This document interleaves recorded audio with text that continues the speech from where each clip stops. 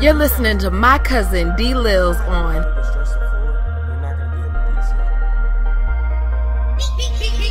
It's DLils you rockin' with hip hop and home runs. We don't criticize pros, man, it's all fun. Urban media, yeah, we talking sports, debating issues, spitting game on and off the court. It's hip hop and home runs. hip hop and home runs.com.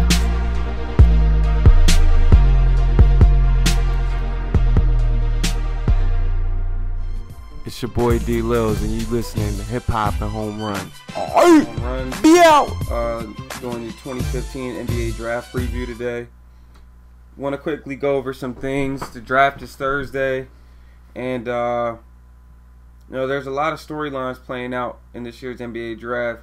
A lot of talent out there, but there's a couple things that just are rubbing me the wrong way, so to speak. So I want to get to them. Well, let me just get this off my chest. Year after year, this doesn't just happen in the NBA. This happens in the NFL also. Year after year, we run into these guys that come from a humble background. You hear the stories. Yeah, I grew up in the inner city, such and such, Chicago, LA, DC, Baltimore, Newport News, Brooklyn, Dade County, wherever it is that these players are from. They're coming from these tough communities. I didn't have really a father figure. My father left me. He was in jail. He left me and my mother and my little brothers and sisters. So, I'm just doing this for my mom. I'm not trying to hear none of that. Let's take D'Angelo Russell. Humble kid, good talent. All that is reported now is he doesn't want to play for the Philadelphia 76ers. I can't stand it.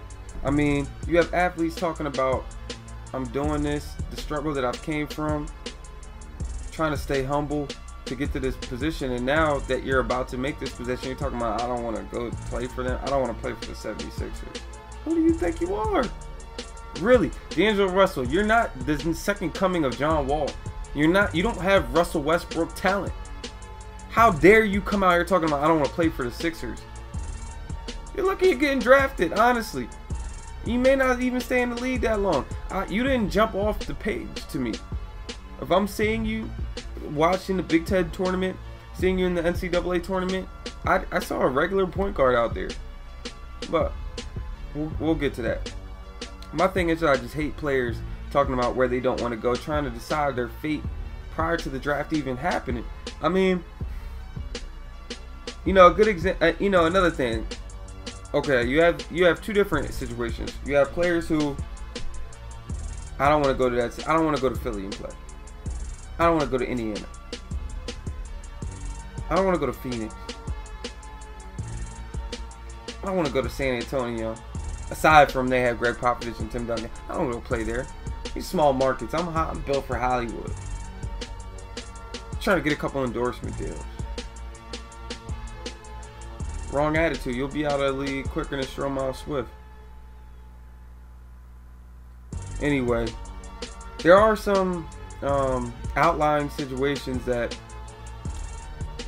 I believe a player cannot want to play for a certain team or in a certain city. Certain teams, certain franchises are plagued with terrible general managers. They're plagued with new coaches every 2 years. No consistency throughout the organization. No clear-cut direction in management in the front office. And in that case, I can understand. Because what happens are, you have some players that can be great players and be drafted on the wrong team and be out the league in 3 years. It's not because they're not a good player.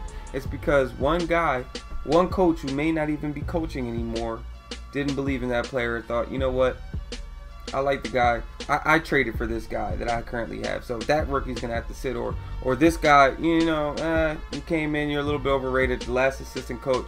No. You have players. Okay, perfect example. let's say, for instance, Steph didn't get drafted to a Golden State team where they were already building promising talent. They basically set it up so that Steph could take over for the Golden State Warriors. They shipped Baron Davis out of town. They cleared the decks so that this premier guard spot was open for this kid, Stephen Curry. So what happens if he didn't get drafted by Golden State? What happens if he went to a team like, I don't know, Charlotte Bobcats at the time, under the tutelage of Michael Jordan, playing with guys, very subpar talent, not going to, enhance his talent by playing around him. It probably would take away from him. Would Steph be out the league by now? Would he be on a 4-year, $44 million contract? I mean, I don't know. It's hard to say. What if Melo had got drafted 2nd overall and went to the Detroit Pistons that year that they won the championship instead of Darko Milicic, and Melo would have been playing behind Tayshaun Prince? I mean, at least for his rookie season, most likely his second season, he would have been a sixth man. He'd been a great sixth man coming off that bench. I mean, that wasn't a very strong offensively talented team. They were based off defense. So having Melo come off the bench would have been great. But they didn't need a small forward. They had Tayshaun in his prime. So my thing is, had Melo gone to Detroit at number 2 instead of going to Denver, would that have diminished or dimmed Melo's star potential? Would he have grown to be a star as quickly as he did? These are questions you have to ask. So when I look at the first top 3 picks, I look at Karl Towns, I look at Jahlil Okafor, I look at D'Angelo Russell, I'm thinking, well, could going to the wrong place really derail one of these guys' career? So that leads me to my first player overall, Karl Towns. Karl Anthony Towns would mean everything for Minnesota at this point. I mean, Minnesota is following to a T. I just talked about this in an earlier podcast. They're following to a T the same recipe that Oklahoma City used when they acquired Kevin Durant, Russell Westbrook, James Harden, Serge Ibaka, and made a run to the 2012 abbreviated season NBA championship against LeBron James. They're following the same, curriculum, the same blueprint that the 2015 Golden State Warriors have followed in drafting Steph Curry, Klay Thompson, Harrison Barnes, Draymond Green, bringing a couple veteran free agents, Andre Iguodala, trade for a center, Andrew Bogut, bringing a veteran forward, David Lee. I mean, very meticulous, very precise the way they constructed this team. Now look at Minnesota. Okay, they had Kevin Love. He's been trying to get out of there for ages. Never made a playoff with Kevin Love. Okay, so that already lets me know that Kevin Love's value is only so much. And they could afford to lose him. They knew Andrew Wiggins was a game changer, a franchise-changing player. So you have Wiggins now. Okay. Draft Zach LaVine.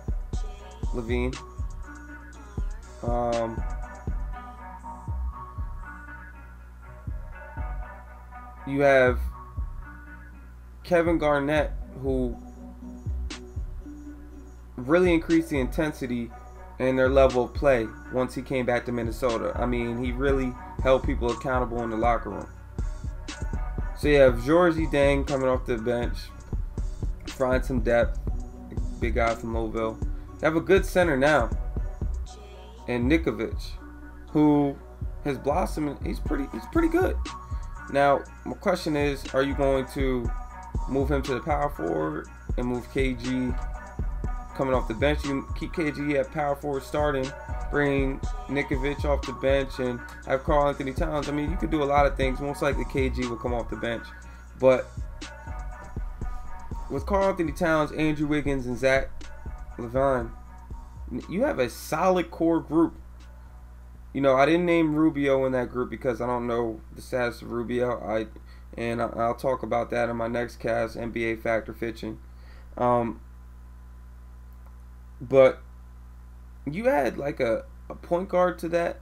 Zach likes to play point guard, but his true position is a 2. You add a solid point guard to that mix, a veteran player. Your Ty Lawson type. Talks about Grievous Vasquez, a Drew Holiday. You add a solid, even in someone like a Mario Chalmers, you add a solid point guard to that mix, they're going to get into the AC. That team has more talent than New Orleans had this year. Now, granted, missed a lot of greats from the playoffs. There's no Kobe, no KD, no Russell Westbrook. The list goes on. I can go down the list. I mean, a lot of guys were missing out of the playoffs this year. But they have potential, and they can do some things. So that's something that I would like to see, and I think Minnesota is going to be successful. Pending that they draft Karl Anthony Towns #1 overall in the 2015 NBA draft.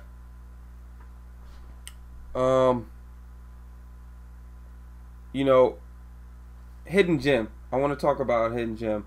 Every year you have these hidden gems or players that may not necessarily receive the same rating as their value.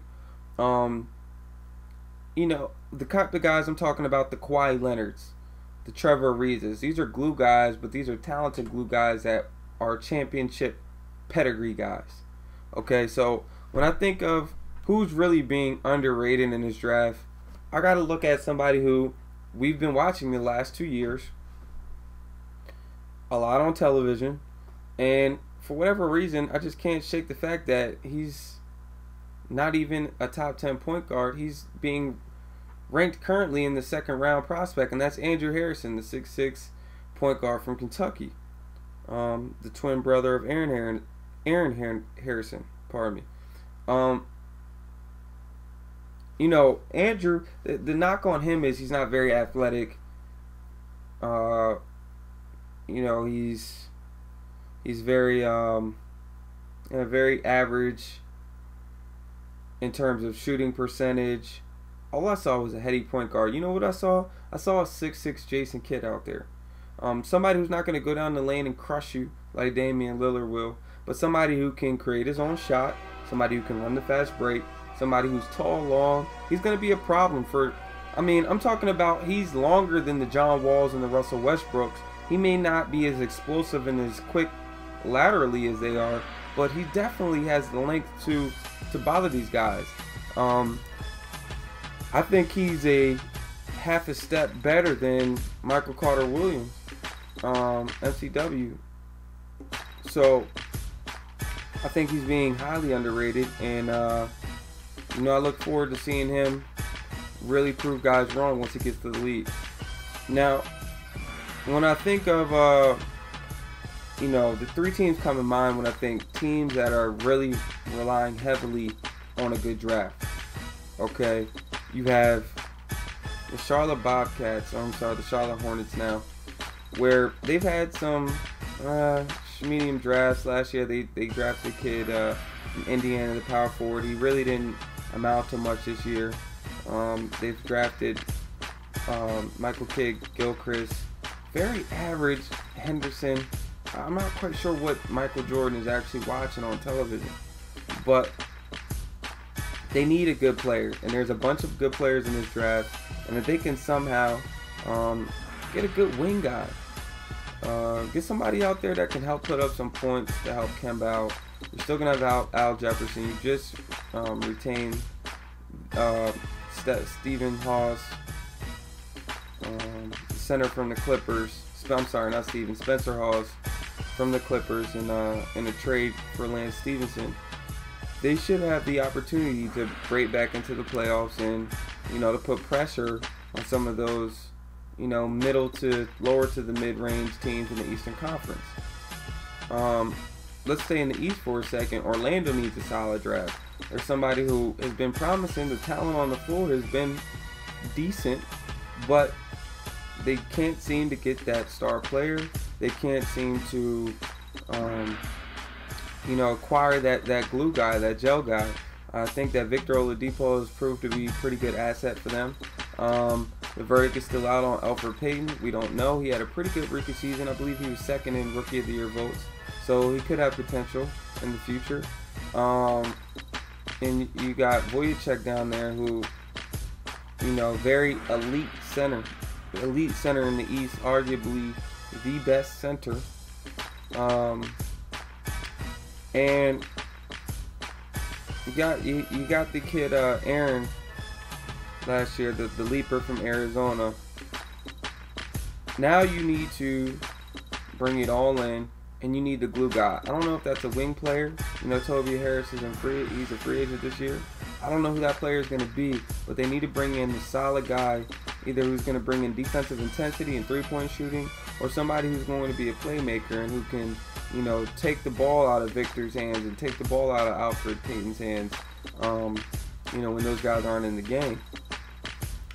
So that's team number 2. The last team I think that really needs a good draft will be the New Orleans Pelicans. You know, if new coach, gosh, it's not coming to me. What's their coach's name? Oh, Alvin Gentry. I'm sorry. With new coach Alvin Gentry coaching the New Orleans Pelicans with Anthony Davis, Tyreek, Eric Gordon,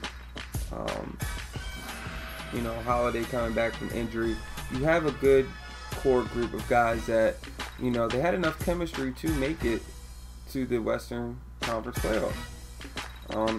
Skating as the AFC now, it's not going to be as easy next year, knowing that a lot of these good players are going to be returning. But if the Pelicans can somehow draft somebody, again, a lot of teams are in search for these wing defenders. In this league, to win now, you have to have an athletic point guard or a very high scoring point guard, a prolific point guard, and you have to have a wing defender. You got to have those two pieces if you want to be in the championship conversation. So, it's DLils doing a little NBA draft preview. You guys tune in to my next episode, NBA Fact or Fiction. It's Hip Hop and Home Runs.